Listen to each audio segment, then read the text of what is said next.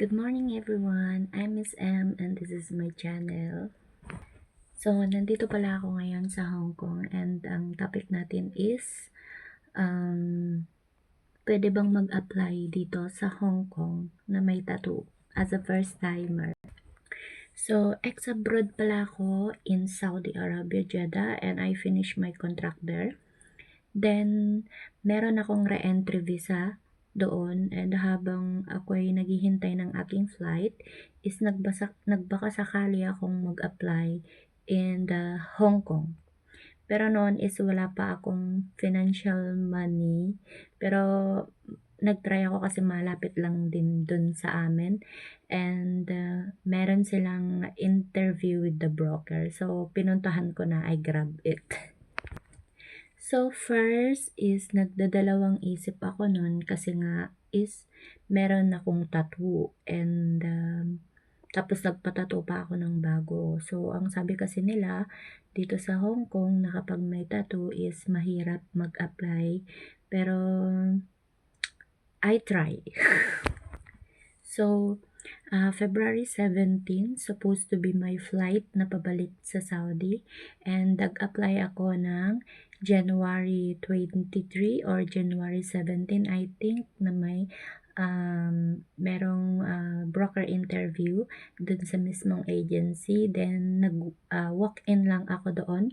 Tapos, pa-interview ako. Then, after how many days or 3 days yata yun, ganun, is may tumawag sa akin na employer, and ito ngayon yung employer ko. Bale, dalawa yung employer na tumawag sa akin, pero mas okay tong isa. So, una is natatakot din ako here in Hong Kong, pero bago ako nag-apply is nagtanong-tanong muna ako, and sabi nila is mahirap daw dito kasi may termination, ganon. Pero syempre, may tiwala naman ako sa sarili ko. Ganun. So, I try to interview, ganun. Kasi, mas okay kasi dito dahil maganda ang sahod, merong day off, and nahahawakan mo talaga yung sahod mo. And I experienced that. So nga pala, on that day na nag-interview sa akin yung broker, is nakita kaagad yung aking tattoo. And tinanong pa niya kung saan daw banda, then sinabi ko naman. So, okay daw, then they will try daw na hanapan ako ng employer. Tapos yun, after 3 days, I think, or after 1 week, pero parang wala siyang 1 week, ganun, is may tumawag sa akin ng bandang mga 10 PM ng gabi. Then, ito, yun ngayon, yung aking employer. Then, nagtanong sila sa akin, and tinanong din nila kasi meron dun sa aking biodata na meron akong tattoo. Tapos, tinanong nila kung san banda. Tapos yun, sabi nila tatawagan na lang daw nila ako ulit ng kinabukasan. Tapos in the morning, meron din ulit sa akin tumawag na isang employer din. Yun naman is may makakasama sana akong same Filipina. Tapos, ang gagawin ko lang daw dun is maglinis. Kasi malaki daw yata yung bahay nila. Then, 9 members sila na family. Tapos, maglilinis lang daw ako. Tapos, ano ng garden. Ganon.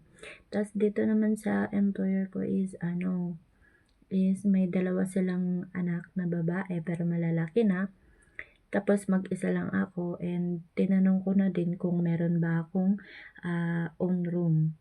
Tapos, yun, sabi nila meron naman daw, pero kaso maliit lang. So, yun na nga, at nagtanong nga yung aking employer kung meron daw ba akong next interview. Then, ang sabi ko is, meron.